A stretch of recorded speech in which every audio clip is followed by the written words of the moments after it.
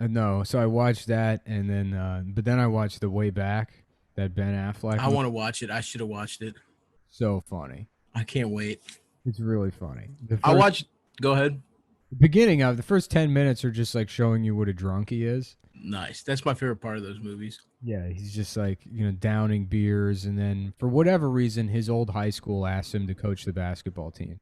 Even though he has like some job where I can't even I couldn't even tell what it was. It's some kind Yeah. of solid job.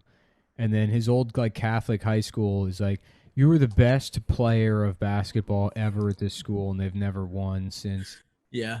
We don't even Ben have. Affleck was the best. Yeah, we don't have a coach at all. So we like Al Madrigal's like gonna. He's the assistant coach, and Oh, okay. you're gonna. And then I guess eventually. Shouts out to Al Madrigal. That's a nice little role.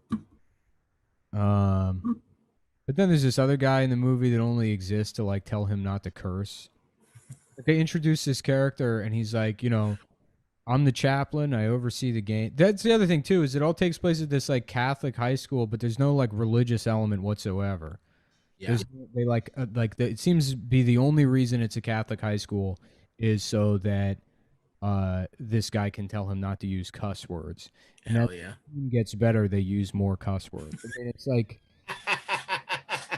fucking really dumb. But the best That's part, an awesome moral. yeah, the best part about the movie is like, so the guy's like this fucking sad sack drunk that can't get over his divorce, can't move on. Yeah. Now Ben Affleck in real life is also a sad sack drunk, Same. can't get over his. Although he's getting pussy from that girl from Knives Out who's hot as hell. Yeah, I'm sure, but I mean, we've all seen. He's a divorced. He's got the essence of being divorced. He's He is, extra strength divorced. he is divorced, But I mean, like, he is your go-to divorced guy yeah. in So terms in of famous people. the movie, the character is divorced because him and his ex-wife, their son dies of cancer, and the marriage can't last. Whereas in real life, Ben Affleck just couldn't stop cheating on Jennifer. It's like, it's just like we create. That fucking rules. Yeah. Yeah, Ben's playing a guy who almost died trying to save his son, Yeah, and his wife was too much of a bitch to yeah, take his feelings into account in the right. movie. Yeah. So the marriage doesn't last or whatever. But then it's like also in the movie, so he still hangs out with his ex-wife occasionally. Like their relationship is like completely muddled and it's Yeah. confused. But they, like they showed them, like we find out the kid had cancer because they have to go to a birthday party for this other kid. Mm, Kid also has cancer, and it's like, oh, I guess they're still friends with the other parents of children dying of cancer, right. but all of their kids are still alive, which like that defies logic for me. I would imagine that if I my son died, and as a Yep. result my marriage failed, and I could never talk about my son dying, my friends wouldn't be the people I know whose children have not yet died of cancer. Yeah. Right. Right. Right. Going to a 6-year-old with cancer's birthday party and shit. I mean, that's like completely Yeah. fucking. Also, that kid isn't going to be happy to see. He was friends with your kid. Think Yeah, about being a little kid. they add a scene too in that where like fucking they're at the party for the kid, and the dad of that kid who's now dying is like, "These are Michael's parents. Remember Michael?" And the kid's like, "No," and then it's just fucking like bullshit. He doesn't remember his friend that died. Ben Affleck's like, no, it's okay. Don't worry. It's all right.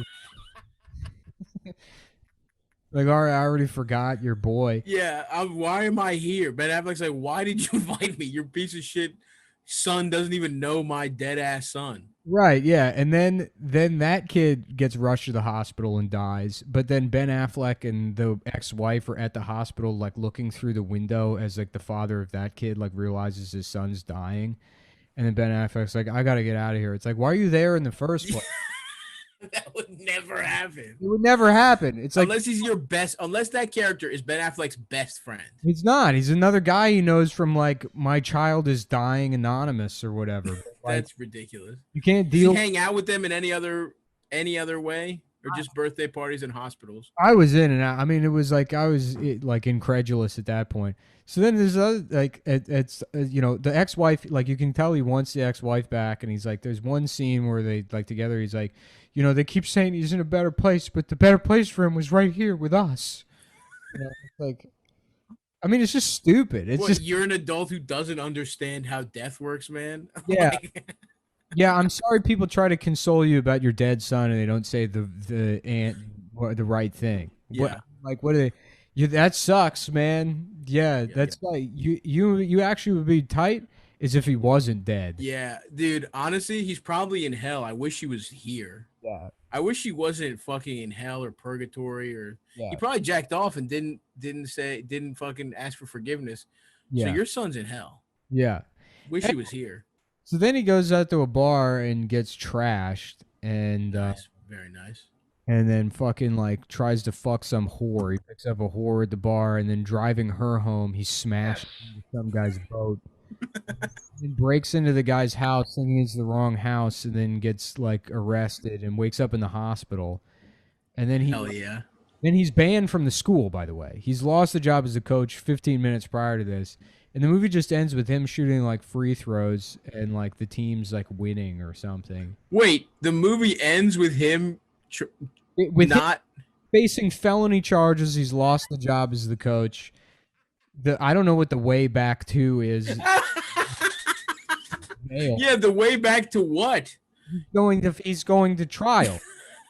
He's out on bail presumably, and he's facing like serious felony charges.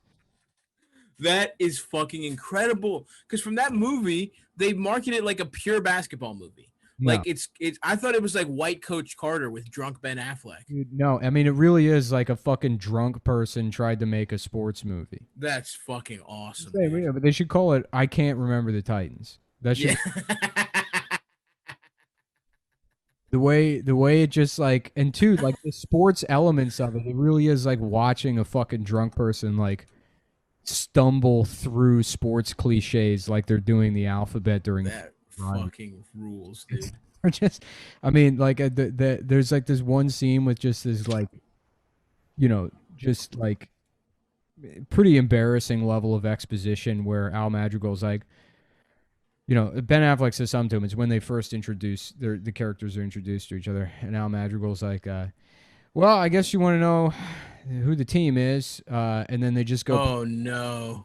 while they're playing, and they're like, that's Jesse. He's the hothead wigger, kind of a showboat or whatever.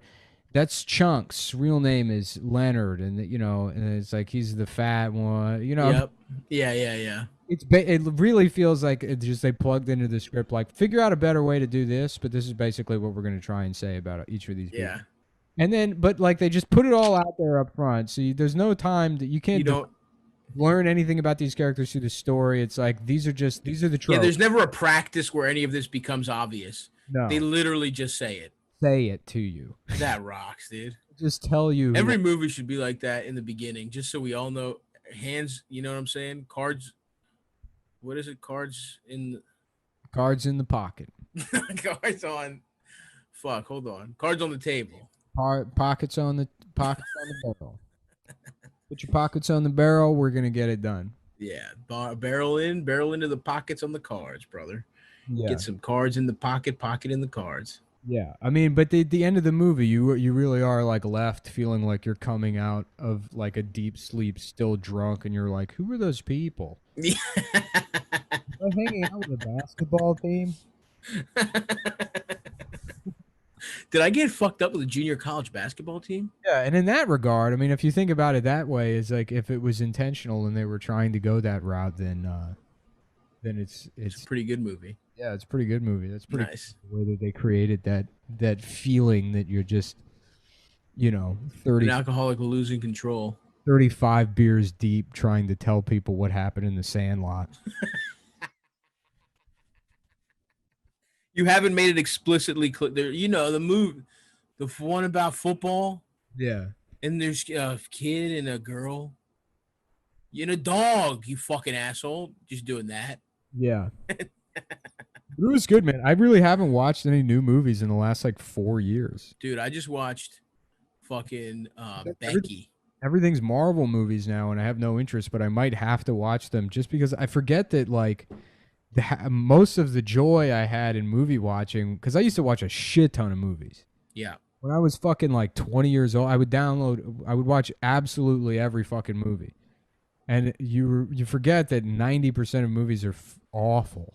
Yeah. Oh, yeah.